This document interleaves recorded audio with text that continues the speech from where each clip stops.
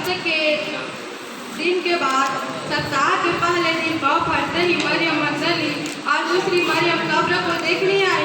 और देखो, एक बड़ा भूकंप हुआ, क्योंकि प्रभु का एक दूत स्वर्ग से उतरा और पास आकर उसने पत्थर को लुढ़का दिया और उस पर बैठ गया। उसका रूप बिजली का था और उसका वस्त्र पाले के समान उज्ज्वल था।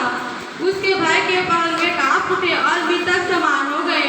स्वर्गदूत ने स्त्रियों से कहा, मत डरो, मैं जानता हूँ कि तुम यीशु को जो क्रूस पर चढ़ाया गया था ढूंढती हो। वह यहाँ नहीं है, परंतु अपने वचन के अनुसार जी उठा है। आओ यहाँ स्थान देखो जहाँ प्रभु पड़ा था, और शीघ्र जाकर उसने चेलों से कहो कि वह मृतकों में से जी उठा है और वह तुमसे पहले गलील को जाता है, वहाँ उसका दर्शन पाओगे। देखो, मैंने तुमसे कह दिया। वे भय और बड़े आनंद के साथ कब्र में से शीघ्र लौटकर उसके चेलों को समाचार देने के लिए दौड़ गई। तब यीशु उन्हें मिला और कहा, सलाम। उन्होंने पास आकर और उसके पांव पकड़कर उसको दंडवत किया। तब यीशु ने उनसे कहा, मत डरो, मेरे भाइयों से जाकर कहो कि गलील को चले जाए, वहाँ मुझे देखोगे। यहाँ पर यीशु मसीह का जो पुनरुत्थान है वहाँ पर हम लोग देखेंगे सप्ताह के पहले मतलब आराधना का दिन, मतलब संडे का दिन था। और उसकी जो माता थी वो कब्र को देखने गई थी और वहाँ पर स्वर्ग का बड़ा दल वहाँ पर उपस्थित था। और देखी कि वहाँ बिजली का जो था, बिजली चमका और श्वेत वस्त्र के धारण किए हुए स्वर्गदूत की उपस्थिति को वहाँ पर उसकी माँ ने देखी और वो डर गई, देखी और स्वर्गदूत को देखी। और उसकी माता जो है, यीशु मसीह की माता जो है, वो डर गई।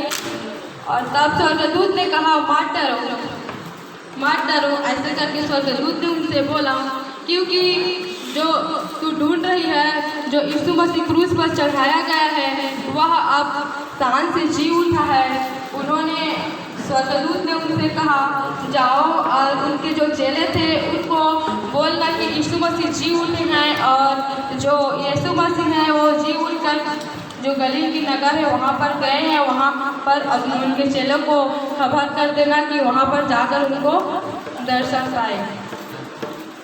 फिर जो उनकी माता थी और जो बहुत सारी स्त्रियाँ थी, उन्होंने जाकर अपने जो यीशु मसीह का पूरा हाल चाल था कि ऐसा ऐसा हुआ है, यीशु मसीह कब्र से जी उठा है करके गया। और पूरे अपने देश में, अपने प्रदेश में, अपने गांव में, अपने क्या बोलते हैं नगर में जाकर बोली कि यीशु मसीह जो है। और इतना खुश, इतना आनंद है उन लोग, बहुत बहुत ज़्यादा आनंद है। और उन्होंने बोला, जाओ देखना, यीशु मसीह 3 दिन के बाद मुर्दों से जी उठा है करके नाचते गाते हुए उन्होंने जितना उनके थे यीशु मसीह का जो उनके चेले थे सभी लोग यीशु मसीह को देखने गए। और यीशु मसीह ने उनको देखकर कहा, मत डरो मेरे भाइयों। ऐसे करके बोला, यीशु मसीह ने बोला, मत डरो मेरे भाइयों। वे जाकर कहोगे और बोला कि जाकर कहो कि यीशु मसीह जो है गलील को जा रहा है। ऐसे करके बोला। आगे देखेंगे, जो जा ही रही थी कि पहरुओं में से कुछ भी नगर में आकर पूरा हाल प्रधान याजकों से कह सुनाया। तब उन्होंने खूनियों के साथ इकट्ठे होकर सम्मति की और सिपाहियों को बहुत चांदी देकर कहा, यह कहना कि रात को जब हम सो रहे थे तो उसके चेले आकर उसे चुरा ले गए, और यदि यह बात हाकिम के कान तक पहुँचे तो उसे समझा लेंगे और तुम्हें जोखिम से बचा लेंगे। अतः उन्होंने भी पेड़ों का जैसा सिखाए गए थे वैसा ही किया। यह आज तक यहूदियों में प्रचलित था।